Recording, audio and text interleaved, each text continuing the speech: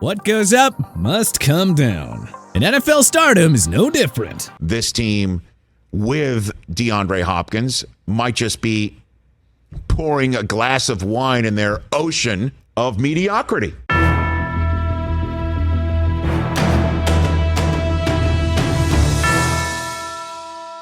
No matter how much talent a player has or how dominant their career has been, eventually, everybody has to return back to earth. Here are 10 NFL stars we expect to suck in 2023. DeAndre Hopkins. Less than 2 months after his release from the Arizona Cardinals, the five-time Pro Bowler signed a 2-year pact with the Tennessee Titans worth $26 million. On paper, that is a bargain deal for a guy who, when healthy, has been a borderline top 5 wide receiver over the past 5 or so years. But, keywords, when healthy. You see, D-Hop missed 7 games to injury in 2021, plus Arizona's NFC wildcard round game against the Los Angeles Rams. He also missed the club's final 2 games in 2022 with a knee injury. So Hopkins' recent injury history and age, now 31, are very concerning for starters. Secondly, we're not really sold on the idea that he'll regain his all-pro form with Ryan Tannehill throwing him the ball. Hopkins was a machine in Arizona's hot and cold offense because the two-way Kyler Murray just always found ways to get the balls into his hand. Like Hopkins, however, Tannehill is injury-prone and a fading commodity on the wrong side of 30. He simply is not the passer that Murray is. So getting the ball out to D-Hop is easier said than done. Not to mention the Titans remain a rush-first offense as long as Derrick Henry continues to pound the rock. Tennessee always felt like an odd fit for Hopkins. They don't give him the best chance to put up elite stats nor win a Super Bowl. It simply shouldn't take long for both sides to realize that this marriage is not meant to last very long. Khalil Mack. In today's edition of Strange But True, Mack hasn't had a double-digit sack season since 2018, his first year with the Chicago Bears. Look, at some point, you gotta accept that a player's prime ended much sooner than expected. From 2014 to 2021, Mack's Pro Football Focus grade was never lower than 86.2. It exceeded 90 on 5 occasions, and he was graded second or first at his position 4 times. But Mack's PFF numbers have dropped into the low 70s in consecutive seasons now. The 2022 grade of 71.1 was the lowest of his career. And if you're in the sacks tell the story community, well, consider this. Mack's sack total of 8 in 2022 was his lowest in a full season he played since 2014. So, yeah. Mack is a fine compliment to Joey Bosa, but he's not the game wrecker this team had hoped for when they acquired him from the Chicago Bears 2 years ago.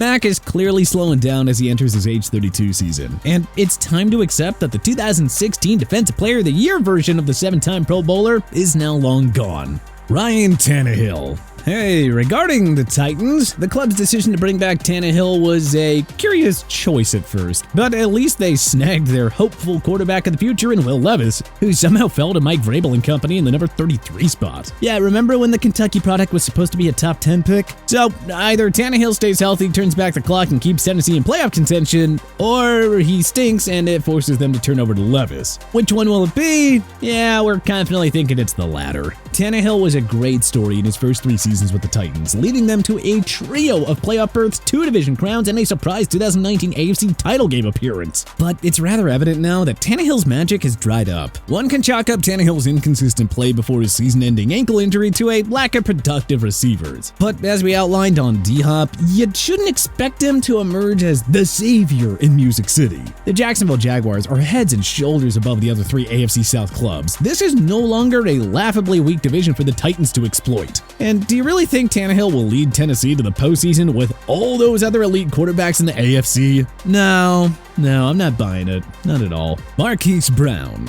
Hollywood had a breakout year for the Baltimore Ravens in 2021, recording 91 receptions for 1,008 yards and 6 touchdowns. Wanting to reunite Kyler Murray with his former Oklahoma teammate, the Cardinals acquired Brown in the number 100 pick of the 2022 draft from Baltimore in exchange for the number 23 selection. Though he missed 5 games last year, Brown still had a nice stat line of 67 catches for 709 yards and 3 touchdowns, so he was on pace to push for a second straight 1,000-yard season. But unfortunately, there is some obvious bad news for Brown this year. Kyler Murray is gonna miss a large chunk of the season recovering from a torn ACL he suffered last December. How can Brown expect to put up good numbers with Colt McCoy and not Murray throwing him the football? And secondly, it was kinda nice for Brown when opposing defenses were mostly focused on DeAndre Hopkins, allowing Hollywood to win his more favorable matchups. Now he's going to get all the tough cornerback matchups without a starting caliber QB feeding him the football no less. Expect one major step back for Brown, who will then hopefully regain his star-like form in 2024.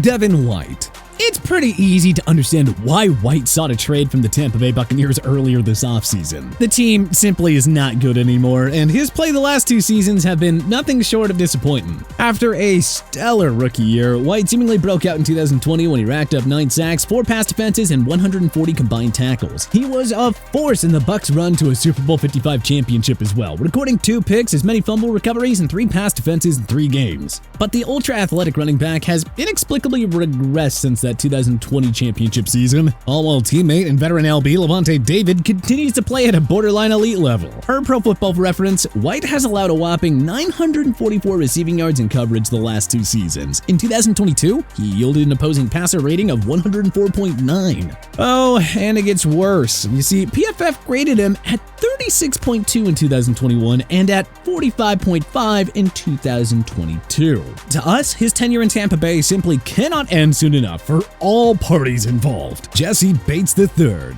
Looking to bolster a defense that's been awful for 5 years and counting, the Atlanta Falcons spent crazy money on that side of the ball this offseason. The biggest signing? Ex-Cincinnati Bengals safety Jesse Bates III, who agreed to a 4-year pact worth $64.2 million. Bates had a career year in 2020, recording 3 interceptions and 15 pass defenses en route to second-team All-Pro nods. Per Pro Football Ref, Bates also allowed just a 54.3 completion percentage and a 70.7 opponent passer rating when targeted. PFF graded him at 90.1 on the year too. Inexplicably, Bates' production has declined even though the Bengals as a whole have gotten way better with back-to-back AFC Championship appearances. His PFF grade fell to 56.1 in 2021. He allowed an 80% completion percentage when targeted and a ridiculous opponent's passer rating of 122.0. Though his advanced stats improved in 2022, a 76.8 PFF grade and an opponent passer rating of 76.1, he, however, allowed 4 TDs in coverage. So, in other words, what we're trying to say with all this is Bates has had 1 great year in 5 seasons, the last 2 being mediocre at best. So now we're supposed to think that he'll play like a star again?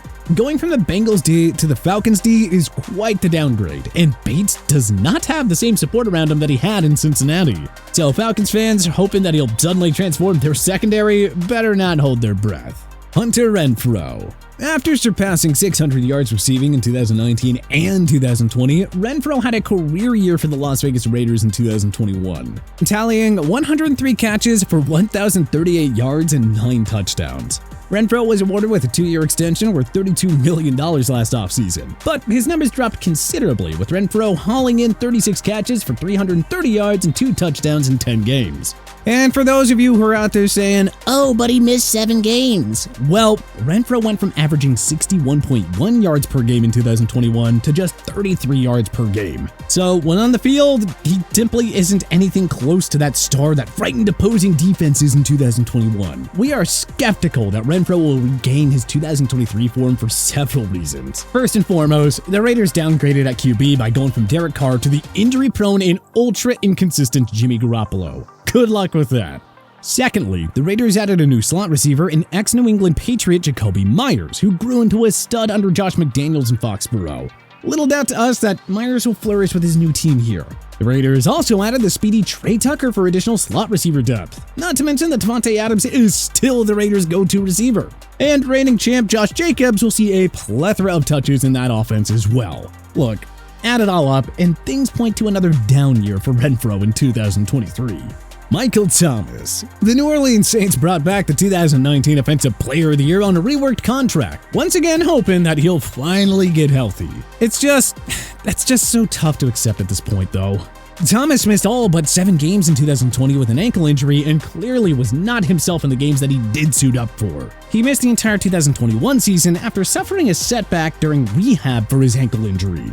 Thomas had 3 touchdowns in the Saints' first 2 games of 2022, only to suffer a toe injury that kept him out for the final 14 games of the year.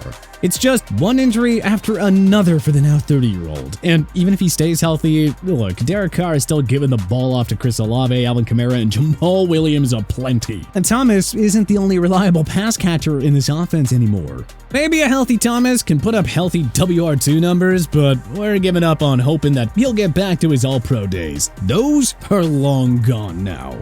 Harrison Smith. The longtime Minnesota Vikings mainstay at safety tied his career high of interceptions last season with 5. A deeper dive into the analytics, however, will show you that he's nothing close to his prime anymore. A longtime darling at PFF, Smith graded at just 69.1 overall last season. This was his worst grade at the site since his 2013 sophomore season. And per Pro Football Ref, he allowed a 79.5 completion percentage when targeted. It's impressive that the 6-time Pro Bowler is still a starter in his mid-30s, but age catches up to us all eventually. And this current Vikings D might be the absolute worst squad that Smith has ever played on. The unit stunk last year and yet got worse with the losses of Patrick Peterson, Eric Kendricks, and Za'Darius Smith. And now what? Smith is going to regain his all-star form with practically no help in the secondary? Yeah, we ain't buying it. Adam Thielen. We were surprised to see the Carolina Panthers hand Thielen a 3-year deal with $25 million in free agency. He's been slowing down for a while now and most certainly won't bounce back in his age 33 season. You know, with a rookie at quarterback and, well, with no other star-level offensive weapons around him. Thielen hasn't been a 1,000-yard receiver since 2018. He put up 70 receptions for 716 yards and 6 TDs last year as a number 2 receiver behind Justin Jefferson. But with the Panthers trading away DJ Moore to the Chicago Bears, Carolina lacks a true WR1 to make life easier for Thielen. And as high as we are on Bryce Young, we are expecting several growing pains in his rookie year. Again, especially given the lack of playmakers around him. The Panthers seem to believe that Thielen will turn back the clock and be a 1K receiver yet again. Dude, there is no chance. Something in the 600 to 700 yard range is way more likely. It's time to accept that his days as a star are done for. But what other NFL stars do you think will suck in 2023? Let us know in the comment section below.